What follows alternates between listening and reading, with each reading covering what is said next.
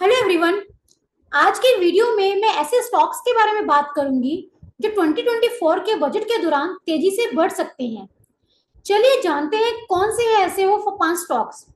सबसे पहला है लार्सन एंड टोब्रो। ये इंजीनियरिंग प्रोक्यूरमेंट और कंस्ट्रक्शन प्रोजेक्ट्स पर काम करती है। इस कंपनी की मार्केट वैल्यू लगभग 4,98,932.38 करोड़ है। Why L N T. L N T का प्रॉफिट का रिकॉर्ड बहुत अच्छा रहा है। साथ ही इंडिया में सरकार का इंफ्रास्ट्रक्चर बनाने पर जोर है जो कि एल एन टी के लिए फायदेमंद है। इसका पीई रेशियो 38.99 है और इस सेक्टर का एवरेज पीई रेशियो 46.01 है।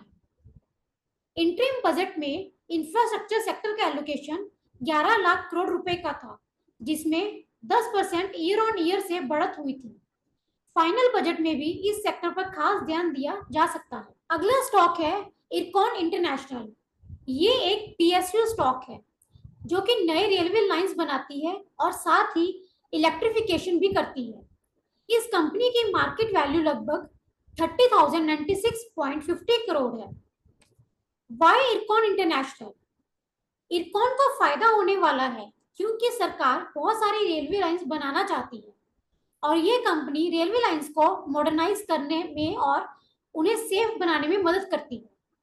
साथ ही इसका पीई रेशियो 32.38 है, जबकि इस सेक्टर का एवरेज पीई रेशियो 65.10 है। रिसेंटली रेलवे मिनिस्टर अश्विनी वैष्णव ने एक बड़े एक्सपेंशन का अनाउंसमेंट किया था। इसमें उन्होंने कहा था कि वो 12,500 नए कोचेस और 50 लग्जरी अमृत भारत ट्रेन का प्लान कर रही हैं। आइए जानते हैं तीसरा स्टॉक कौन सा है। तीसरा स्टॉक है हिंदुस्तान एरोनॉटिक्स लिमिटेड। ये एक पीएसयू है जो कि एरोस्पेस और डिफेंस के क्षेत्र में है। इस कंपनी की मार्केट वैल्यू लगभग 3,71,036.37 करोड़ है। Why H A L. Indian defence में अपना स्पैन बढ़ा रहा है जिससे एच ए एल को फायदा होगा। इसका पीई रेशियो 48.68 है और इस सेक्टर का एवरेज पीई रेशियो 58.02 है। इंटरिम बजट में डिफेंस सेक्टर का एलोकेशन 4.72% ईयर ऑन ईयर से बढ़ाया गया था और ₹6.2 लाख करोड़ दिए गए थे। इस कंपनी का प्रॉफिट बहुत अच्छा रहा है और ये डिविडेंड भी देती है। अगला स्टॉक है Chambal fertilisers and chemicals. Chambal fertilisers and chemicals के बिरला ग्रुप का हिस्सा है जो कि यूरिया बनाती है। इस कंपनी का एग्रीकल्चर सेक्टर में बहुत बड़ा नाम है। कंपनी की मार्केट वैल्यू लगभग ₹19,864.34 करोड़ है। इसका पीई 15.59 है, जबकि सेक्टरल पीई रेशियो 40.08 है। इंटरिम बजट में एग्रीकल्चर सेक्टर को 1,17,528.79 करोड़ रुपए एलोकेट किए गए थे, जिसमें 1.70% ईयर ऑन ईयर का राइज हुआ था। फाइनल बजट में भी रूरल कंजप्शन को बढ़ाने के लिए इस सेक्टर पर फोकस हो सकता है। चलिए देख रहे हैं अगला स्टॉक यानी कि आखिरी स्टॉक पांचवा कौन सा है। वो है सीईएससी लिमिटेड।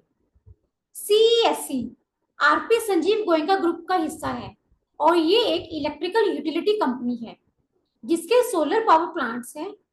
कंपनी की मार्केट वैल्यू लगभग ₹25,358.16 करोड़ है। सरकार बिजली और रिन्यूएबल एनर्जी को बढ़ाना चाहती है जिससे कि सीईएससी को फायदा होगा। इसका पीई रेशियो 18.49 है और सेक्टर का पीई रेशियो 24.69 है। क्रिसिल की रिपोर्ट के मुताबिक पावर और रिन्यूएबल सेक्टर में डबल डिजिट का एलोकेशन हो सकता है। सोलर रूफटॉप्स की और देश में बढ़ रही रिन्यूएबल एनर्जी कैपेसिटी इस सेक्टर के लिए अच्छी है। मैंने कई फैक्टर्स को नजर में रखते हुए ही इन स्टॉक्स को आपको रेफर किया है। वैसे तो असल में इन स्टॉक्स को फायदा होगा या नुकसान ये तो बजट आने के बाद ही पता चलेगा, इसलिए हमेशा अच्छे से एनालिसिस करने के बाद ही किसी भी स्टॉक में इन्वेस्टमेंट करें।